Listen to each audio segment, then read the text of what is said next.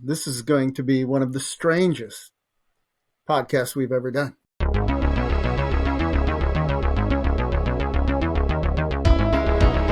So strange. Yeah. So not today, Pecker. All right. Well, yeah, we're doing Strange Darling, right? Strange Darling. Yes. Strange Darling. Yes. I am excited. I've been trying to figure out exactly how I feel about this film because do I love it? Yeah? No? Maybe? Yes? I don't know. Like, is it strange? Yeah, it is. And I love that. Is it bizarre? Yes. I love that. Is it, can we talk about it? Can we give a spoiler-free review of this film? Strangely enough, no, we can't. No, it's So hard. If you haven't seen it, shut us off right now because we're going all balls to the fucking wall. Balls to the wall. Well, we could, real quick, spoiler-free review, go watch it. We recommend it. Yeah, I recommend it. Yes, I love this. Come back. I love this movie. Okay, is it my favorite movie of 2024? I don't know. Because I like Oddity.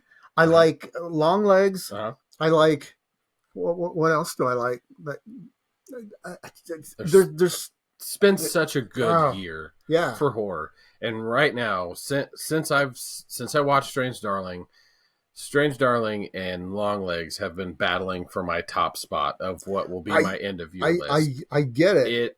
I absolutely loved Strange Darling. And loved it. And well, here's the thing. Okay, I was, we had talked about that. Oddity was my favorite film of 2024. Yeah. And then I watched Strange Darling, and I'm like, man, whoa, what do I? Okay, so it's like they're neck and neck, and like I don't know. But then I watched it again, and I'm like, whoop, it went above. But 2024 is not over yet. We have werewolves with Frank Grillo coming out. Yes, soon, and we have Nosferatu. Nosferatu. Which I am anticipating right now. Nosferatu is going to take it all for me. It's going to be the top of my list because I love Robert Eggers so much. Oh, I do too. He's such a great director. But there's so many things that have to go just right. Yeah, I agree with that. I really doubt I'm going to dislike it, but it's possible. Yeah. Well, here's the thing. The Witch, fucking amazing. Amazing. Then The Lighthouse, fucking loved it. Love The Lighthouse. Not for everybody. Yes, not for everybody. But I love Lighthouse. Just like The Northman. The Northman. It was fucking amazing. It was. I think Nosferatu definitely has the potential to be his coup de grace, like his ultimate film. Filmmaker of his stature to tackle a remake is a dangerous choice. Especially that one, because Werner Herzog remade it, and it's phenomenal. Yeah. The 1979 with Klaus Kinski. Yeah. So right now, this is my favorite. And I didn't want to tell you that, I'm excited that it is. Man, there are so many perfect things about Strange Darling. I don't even know where to start, honestly. It just the nonlinear storytelling, the acting that threw me off. The tone, I watched it with a couple friends of mine, Amy and Corey, who gave me the shirt. I did a Doritos commercial. Anyway, so shout out. There you go. We put it in. We started watching it. It's like, and it opens, and this very original Texas Chainsaw kind of opening to it, and I'm like, that's fucking great. And then it goes, it sets up that there's going to be 6 chapters, and I'm like, okay, great, that's awesome. I love it. And it opens chapter 3, and I'm like, wait, did something go wrong? Yeah, and I'm like, huh? So that threw me off. So I felt kind of uneasy, like, should we rewind this, or what? What should we do? But then it went to chapter 5. Oh gosh, yeah, chapter 5. Yes, yeah. And I'm like, oh, okay, so they're doing this non-linear thing, which I thought it was a bold choice, and just the way it would set something up, but you have to wait to find out how that happened. Yeah. And I thought it was amazing. I think that there's something, I'm not sure I can quite put my finger on it specifically, because a lot of times when you watch nonlinear films, instead of jumping around necessarily, they do more of a backwards effect to it. And Strange Darling didn't necessarily go backwards per se. Right. I don't want to see this movie in linear form. I don't either. It's perfect the way it is. It is. And the surprises that are within the film. yes. Nothing was played solely. I think I put it to you. They didn't do it in an M. Night Shyamalan type effect. It wasn't like the big oh my at the end of the film. It was still an oh moment, but at the same time, I felt like the filmmaker was playing with me. Mm-hmm. Like I kind of was like, wait, I'm not define playing with you like a sexual matter, or what are we talking about here? Maybe. I mean, I was aroused at how much I loved this film. It was almost like kind of teasing to myself. I was like, you know what? I think something may be off here, and I wonder if. And then it made me go back and forth. And so when it came time to reveal surprise, it wasn't necessarily groundbreaking, but it didn't make it any less special. It continued to catapult and add to the story and move it along instead of the film itself hinging on this specific reveal like a lot of movies tend to do. Right. It lived outside of the big reveal, and it wouldn't have the same effect if it wasn't slightly hidden, obviously. But yeah. Wow. What I first thought was, and let me know if this was your first thought too, when they were gonna get the room and everything, and then and I'm like, okay, so they're both killers. They're both serial killers. Okay, that's what I thought. It's like, wow, and then I thought of that. I picked up a hitchhiker, and it was like, you're not serial killer. Yeah. Like, all that. What are the odds of 2 serial killers being in the same car? Right. Yeah. I thought that. I'm like, okay, this is going to be that. Yeah. I went into the story completely blind. Going into it, I assumed I was going to receive a revenge type story where the woman ends up having to, fend for herself, but ends up flipping it on its head and ends up being kind of like the film Revenge. Yes. But I thought that's what the main storyline was going to be. And it was going to be a story about her surviving, and, it was going to play out like that. And so when I realized we're doing this nonlinear thing, I'm like, okay, we're going to see what happened to her ear, and then we had to wait. Yeah. I really loved how it just, the puzzle pieces started falling together. Yeah. But it wasn't necessarily ever getting thrown in your face specifically. Yeah. But it was enough there in the forefront that you understood, oh, this is where that's coming. Aha, I see how this is coming together. The puzzle pieces didn't fall into the correct place. No. No. Okay, so before we get too far, J.T. Molnar wrote and directed this film. Yes. I want to talk about the actors and the top Willa Fitzgerald? We're going to talk about her? Yeah, we're going to talk about her. She is, oh my God. Wow. Yeah, wow. I'll tell you what, it's a hard one. Like Willa Fitzgerald or Demi Moore. Ooh. I'm like, fuck. Or even the chick that played the younger version of Demi Moore. Yeah. We're talking about the substance. Yeah. Or Naomi Scott from Smile 2. Oh my God. It's just... Yeah, I have a thing insane. for Naomi Scott. Okay, I think the whole world does right now. She made everyone smile. So yeah, Willa Fitzgerald. You've seen her in tons of things by now. She's amazing, and she never struck me as bad. No, by any stretch of the imagination. No. But this film unlocked her, and just a performance I was in no way, shape, or form prepared for. I was not either. Wow.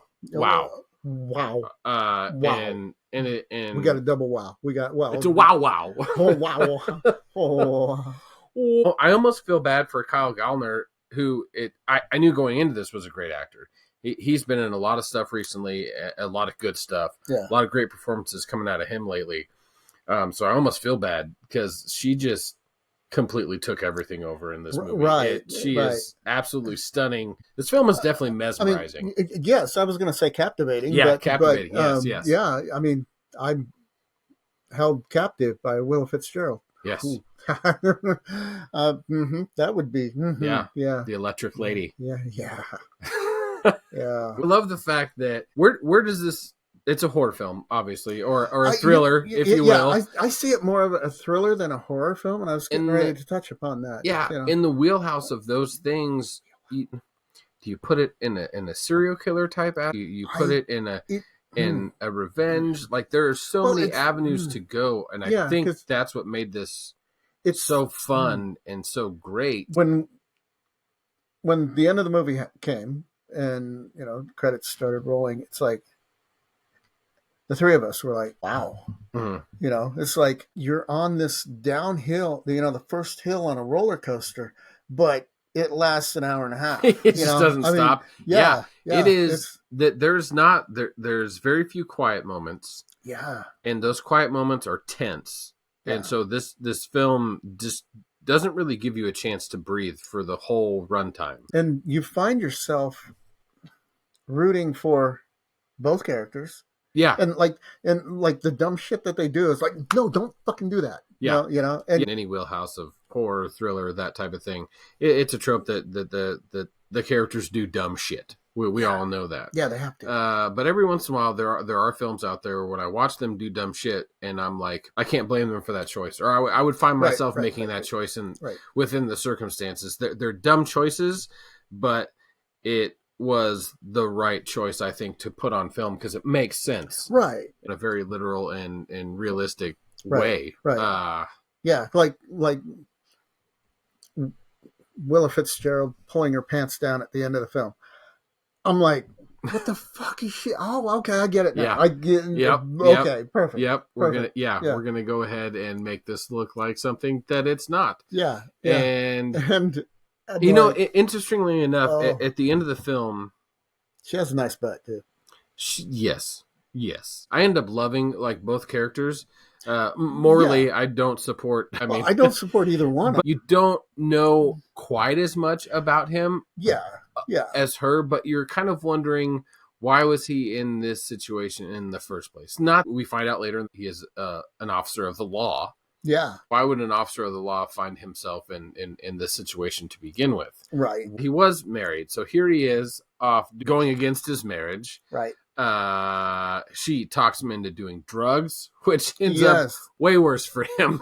Than it was initially supposed to be.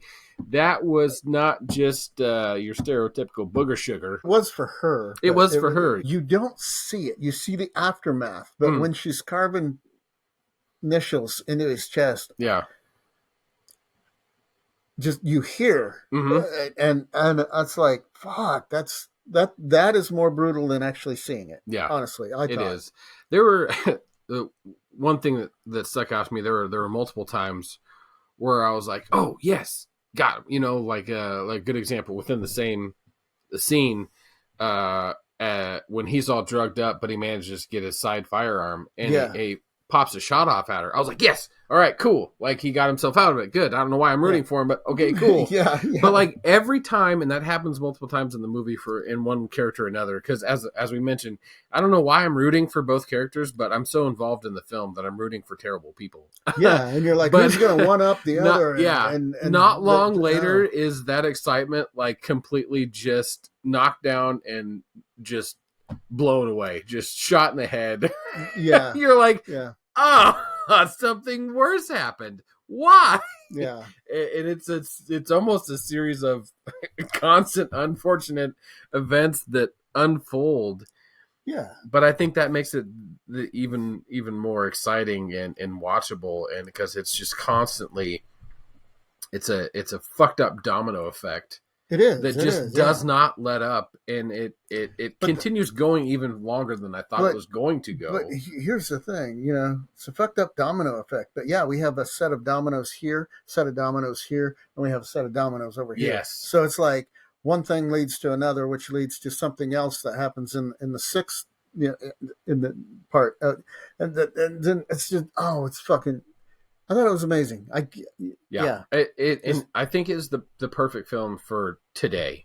I would agree. It understood its boundaries, but at the same time pressed its boundaries in current real life societal cultural things, like empowering women, or the Me Too movement, or calling out a man, or the man getting blamed, or the woman getting blamed for this. There's a lot of things that in this film that it's not beating you over the head with, for a specific reason. It's not that, but it plays into a lot of those situations.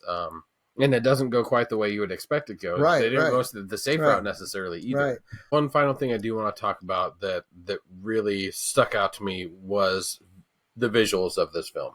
Oh, God, yeah. Color palette, the tone it represents. The color palette.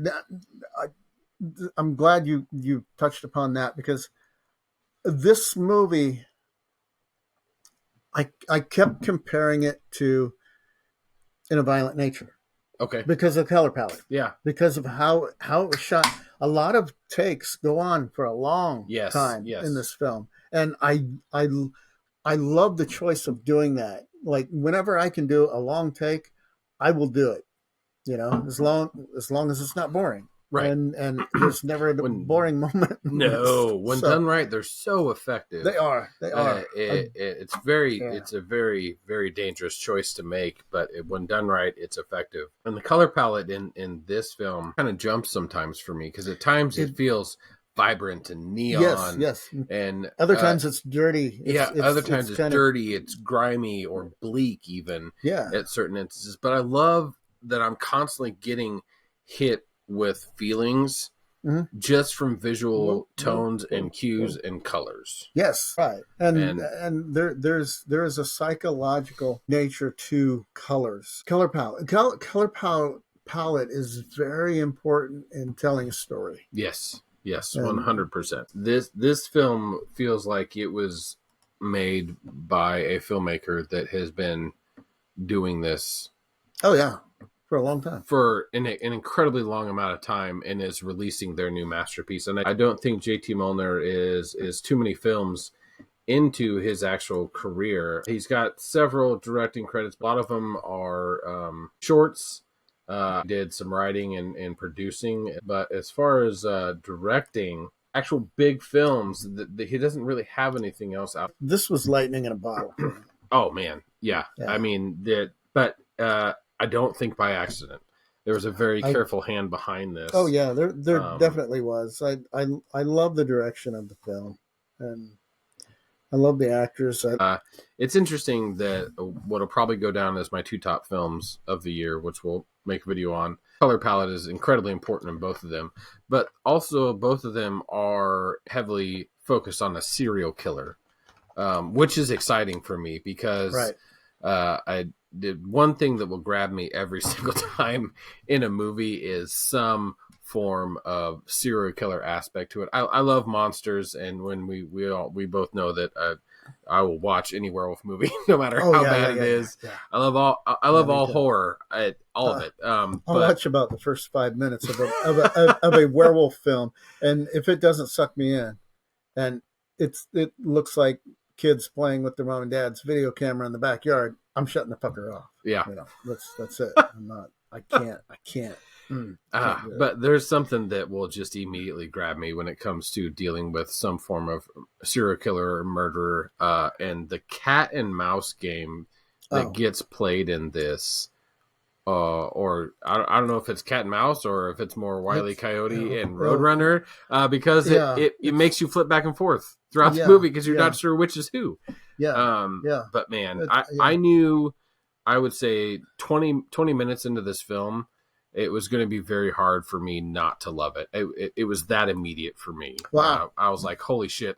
Everything about this film right now, I will be so sad if it just kind of goes down the drain and shits the bed, but it did not. Immediately, the minute the movie ended, inside I'm just cheering with how much I loved this movie, and it will go down as a favorite of mine, not just for the year, but I think in a history of movies. This is an astounding entry.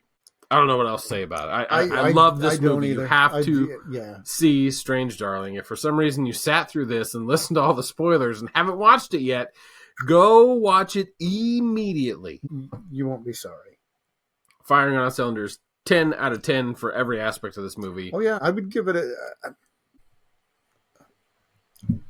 9.7. Yeah, it's almost 10. Because 10, I'm hoping Robert Eggers gives us a 10. You know, so I hope Robert Eggers gives us a 12. I hope so. 13. I hope so. But I can't find any flaws in Strange Darling. There's just nothing I would change. Right. So, and when she stole that Pinto, I thought that was funny. Just her reaction to Pinto. Yeah. Pinto. I think she even says that. I love that the main characters don't have actual names. Willa Fitzgerald is just the woman. Lady. The lady. Yeah. Or Electric Lady, as you find out later. Yeah. And Kyle Gowner is just labeled the demon. That's it for me. I got nothing else. Yeah, I loved it. Me neither. Absolutely loved it. Go check out our other videos on YouTube, as well as you can listen to us on Spotify. Look forward to our end of the year list, as well as still a couple more reviews that we're going to release. So hopefully stick around for those. Sure. Like, share, subscribe. Do it now. Do it. Come on. Smash that like button. Yeah, John Holmes, that bitch. Now get the hell out of here.